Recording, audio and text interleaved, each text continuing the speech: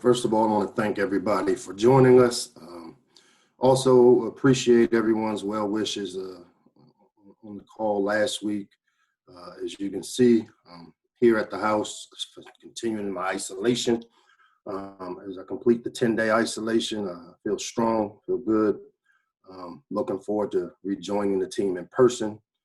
Have been kind of working virtually with the staff, which I have a lot of experience with, having done this since March, and then having the ability to watch practice via live streaming. So we've back to practice yesterday. I want to thank all of our medical people here on campus for getting us back to this point. We've had to do this a few times, and you never can thank them enough for the job that Dr. Rooks and her staff, Brian Somerville, and all the people that play a role in trying to help us continue to play safely. And so again, I want to thank Dr. Rooks and her staff and Brian Somerville for all the hard work that has gone into getting us back to this point. Got to give the team a lot of credit as well. These guys have really stayed sharp, both mentally and physically, with all the pauses and the starts and stops that we've had. They've continued to be resilient in their efforts. And, yesterday's practice showed again, why I feel good about the team that we have, as we continue through the growth phase of our program. To see those guys show back up yesterday with the right kind of mindset and attitude, going into a great opportunity against Indiana, shows that we're making steps and progress as a program. Obviously I was pleased where we were coming from after two really good wins against Minnesota and Penn State. But now, we've got to use this we use the off the field time pretty wisely. When we haven't been able to practice, we've continued to meet. We've continued to do all the things we can do to continue to improve our team without necessarily the physical piece of playing football. And our guys have continued to show improvement in those areas. We identified things that we needed to work to improve on, and I've seen us take those steps. Now we turn our full attention into Indiana. And again, this is a team that's coming off of a tough loss where they battled for 4 quarters, which is to be expected. Anybody that knows Tom Allen knows that's the type of coach he is, and that team has really picked up on his personality. They're incredibly balanced on offense and defense, one of the top scoring teams in our league, as well as one of the top scoring defenses in our league, which pose a great problems for us. But I can tell you, our team is excited about this opportunity. This Saturday, having not played in 2 weeks, we're really excited about this opportunity to go on the road, continue to take the next step as a program. And, we're looking forward to playing on Saturday. So I guess with that, I'll open it up to any questions you guys may have. Thanks, Coach. We'll start with Alex Dacey. Hey, Coach. Hope you're feeling well. Just 2 quick ones here. First, do you still have any symptoms, or have the symptoms subsided? All the symptoms have been mild for the most part. Right now I feel really strong. So can't say that I have symptoms. I really don't. I feel normal. Maybe a little bit more fatigue, but that might be just from being stuck in a house in a room by myself. So, might be mentally wearing down on me more than physically. Right. And then the second part of that is, while you're at home, the virtual coaching. What do you have planned for the virtual coaching? Could you just sort of go into a little more detail about what that's going to look like from your end, and how you're gonna, help the team over the next few days? Sure. It's the same way we've done since March. We got Zoom. I meet with the staff every day the same way I did, as if I was in the office. We have a 10:30 staff. I set the practice plan for that day.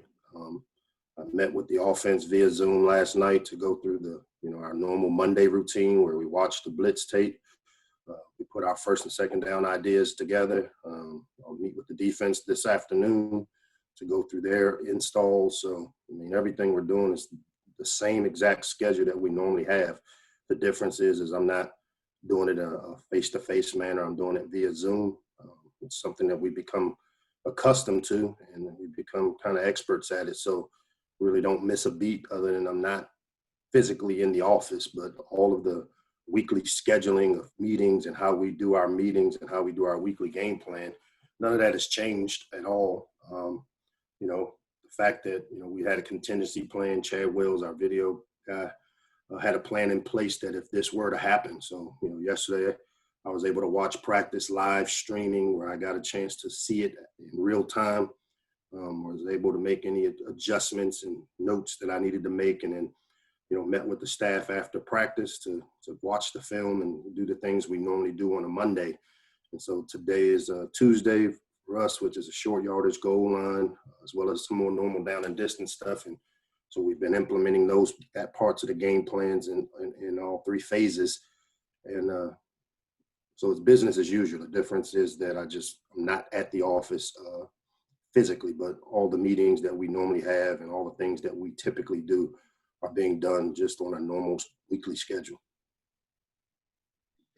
We'll go to Emily next. Hi, Mike. Glad you're doing okay. I just had a quick follow-up first on Alex's question. When you're able to watch practice live, are you able to give any input live, or is that more so saved for after when you're meeting with coaches? I mean, I'm able to communicate. I am able to communicate. Drew, the equipment guy, has his phone there at practice. He stands behind. And if there's anything I need to say to Scotty on offense, or Hoke on defense, or Hilo on special teams, I'm able to utilize Drew to get the information to them in real time, as opposed to having to wait till after practice per se. Okay. And then I was just curious, when the players were kind of on that pause from when they went to the hotel to this Monday, what were they able to do? I know you guys were doing the mental virtual type prep, but what were they able to do from a physical standpoint, if anything? I mean, we were shut down, so there were no physical things they're allowed to do until this past weekend, where we got approved through the medical people to do lifts. So we had a couple of lifts, I want to say, on Friday and Saturday, or Saturday and Sunday. We're able to get a couple of lifts in. But other than that, the only thing they would have been able to do is anything they did on their own, obviously not sanctioned by us. Thank you. Yep. We'll go to Scott Abraham. Coach, good to see you. Glad to see you're on the mend. Obviously, this team had a lot of momentum before the shutdown. 2 big wins. You haven't practiced in a while. You haven't played a game in a while. How do you get this momentum back? Well, again, it's for us, it's a everyday thing.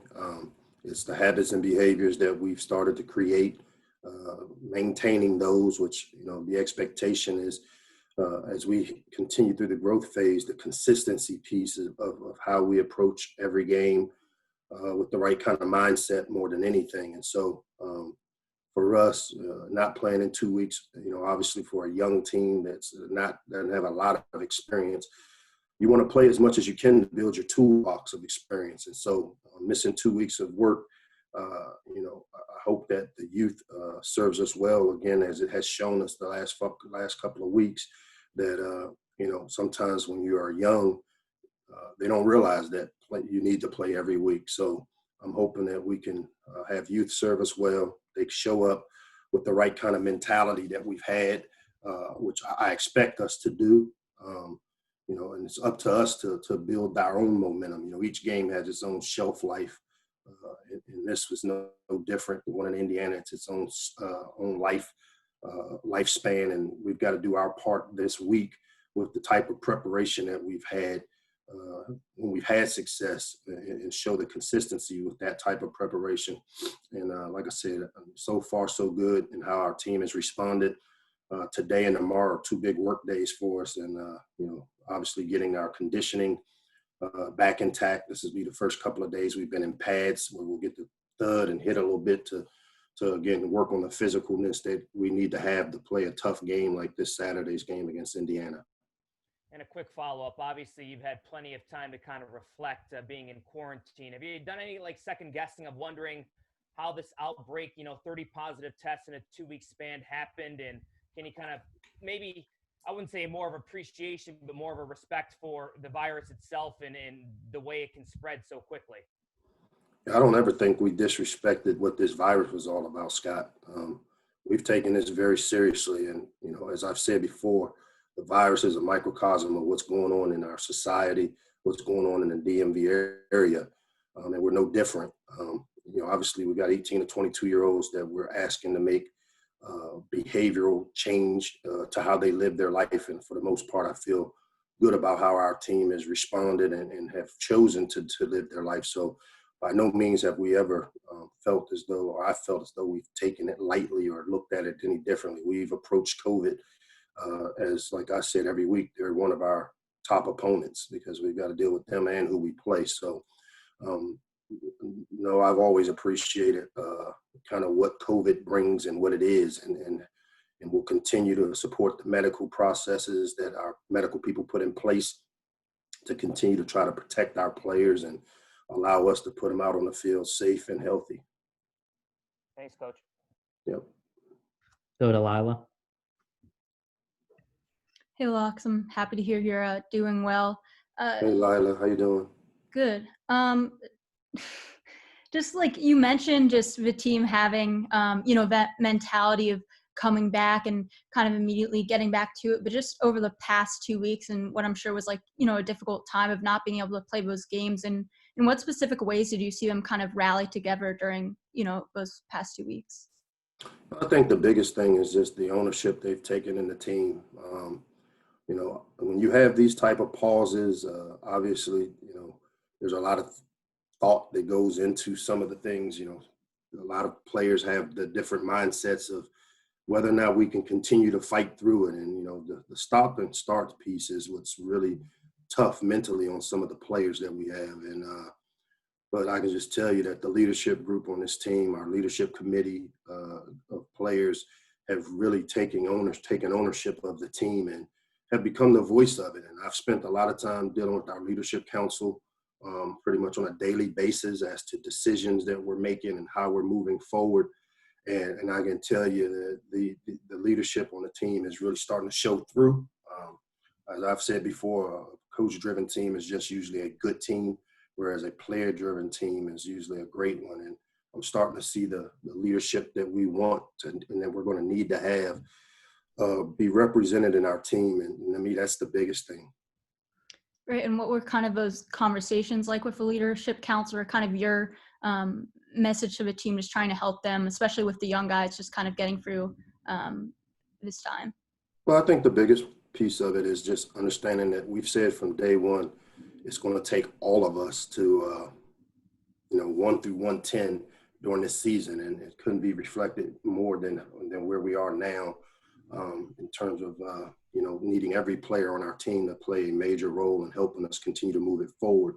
And the leadership group has done a great job with the young players and the players that are that need to step up of really pulling these guys along and showing them the right way and helping them understand how it's supposed to be done. So to me, that's where the ownership shows up from within the team.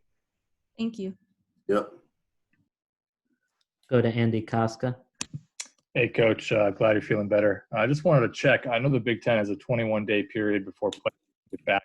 How many of the 23 players that tested positive, how many of them will be on for Saturday's game? Yeah, I haven't gotten into the medical piece of it just yet. So to sit here and kind of forecast how many, I couldn't even tell you that right now. And, especially due to the HIPAA stuff that we have. But right now, I can tell you that we're planning on going there with everybody that's physically able to go play for us and legally able to play for us. We're going to put a product on the field that is prepared, and then we got to let these guys go out and play. Dave Preston. Good afternoon, Coach. Good to see you up and rolling just in time for Thanksgiving dinner, I can only imagine. Thanks. Yeah, Thanksgiving dinner. Yeah, well, yeah. Before the hiatus, your defense really showed marked improvement from game to game. What do you feel was the key to the whole becoming greater than the sum of its parts? Well, man, I just think the experience of playing. As I've said, we're in the growth phase of this program, and you're going to see us continue to improve with every game, and that's why it was so important for us to try to play as many in every game and every opportunity we get, which has been the disappointing piece of not being able to play the last couple of weeks. But I expect, as we've shown, to us to continue to take the next step as a defense. You know, Coach Hoke and his staff has done a really good job of doing and allowing our players to go play and do the things that their skill set allows them to do. And I expect us to continue to do that. I think they're starting to play with more confidence, as I've alluded to before. That second half of the Minnesota games kind of started a change in philosophy where our defense and our players have become very confident in their ability to play man coverage and our ability to pressure people.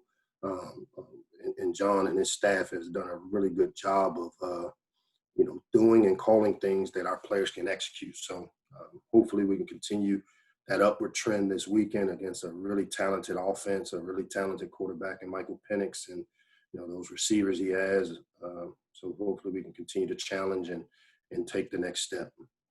And I guess staying on that side of the ball, Indiana leads the Big Ten in sacks, and it's really not just one guy doing all the damage. What do you see on the tape that concerns you heading into Saturday?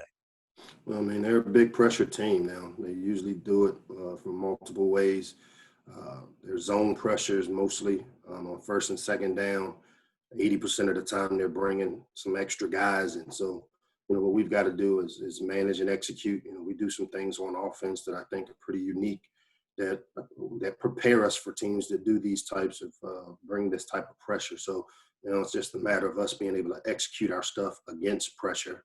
And to me, if you're able to do that and able to show that you can manage and handle and stand up against all the different pressures and looks that they bring, I think it can make for a good day for us on the offensive side. But again, we have to go out and execute our stuff.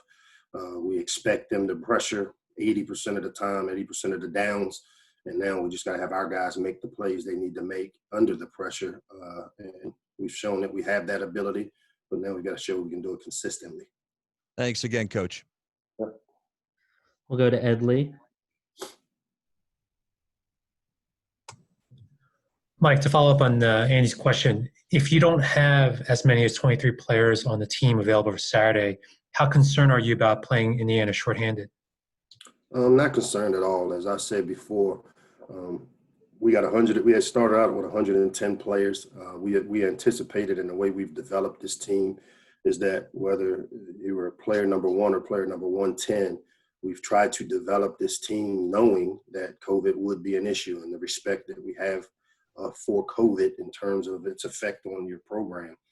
So now we need these guys that maybe haven't played major roles to step up and step into the next man up mentality that you got to create. It's no different than any other injury that you have. And so we're not a team that's going to make excuses, and we're not going to, go in and woe is me because of certain guys we don't have. As a coaching staff, I can tell you we're going to put together the best plan we can possibly put together to put our players in the best possible position to make plays in all three phases. And, and if we play with the right mentality and the right kind of mindset and with the right kind of effort, at the end of the game, we'll look up at the scoreboard, and if it's reflective of how we've played, then we should be on the right side of it. And without knowing how the outbreak started, are you comfortable with how the players have sort of adhered to protocols and trying to limit their exposure to risk? I'm kind of confused by that question. Do you feel like the players have been responsible in terms of adhering to protocols to make sure that they're not putting themselves at risk to possible exposure? Yeah, of course. For the most part, from what we know, I think Dr. Rooks mentioned that this has been contact traced. We do kind of have an idea of where it started, and it didn't start from being negligent in behavior. Obviously, just anytime you're around people outside of our football team, whether it's parents, family members, people who come in for games, those are all areas where you can expose yourself. And so for the most part, our players have done everything we've asked of them. It's tough to tell a kid not to go see his mom after the game if she's in town or things of that nature. But we've worked really hard with all the parents and people involved with our team to try to ensure, let's try to keep a good social distancing and follow all the protocols so that we don't have what happened happen again. So we'll continue to adhere to all the protocols that we put in place and continue to try to put out a safe product. Thank you. We have time for 2 more. We'll go to Alif Karim. Hey, Coach, good to see that you're doing well. You mentioned consistency as one of the key things necessary for the team moving ahead. I'm curious to know from your perspective, are you concerned because of the gap in preparation? Is that consistency going to be harder to achieve back again? I hope not. I hope that, like I said, being a young team, a lot of things you take for granted or a lot of things you just expect to happen because, we haven't been in this routine. But then all of a sudden, a young team that's inexperienced, pops up and they show you that maybe you don't need to have practiced 14 times to be able to go play at a high level. Maybe they're just, like I say, young enough to know that, hey, we're going to play with the energy, we're going to play with the effort, and that makes up for maybe some of the lack of preparation we've had. And that's what I've been encouraged with this team, is that the effort and the energy that this team brings, after being paused.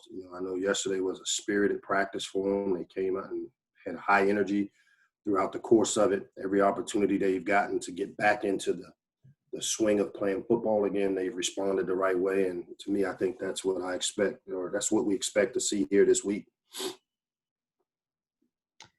To wrap up, we'll go to Sean Stepner. Hey, Coach. Good to see you. Glad you're doing well or better.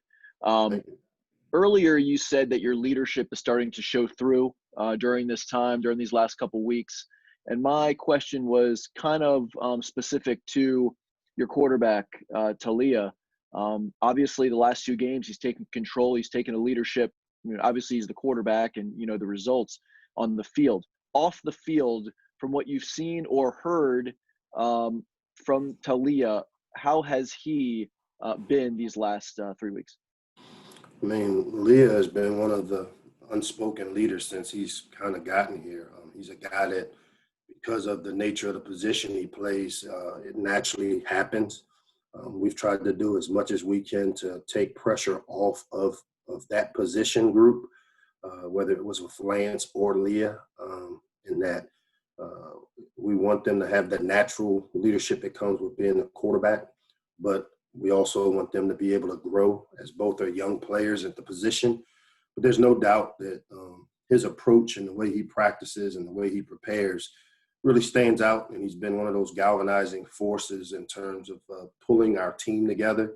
I know he's a guy that's well respected within the ranks, both offense, defense, and special teams. He's one of those guys that they all respect because they know that when he steps on the field that he's going to give everything he's got. And so really been pleased with that progression of his development, and hope to continue to see it.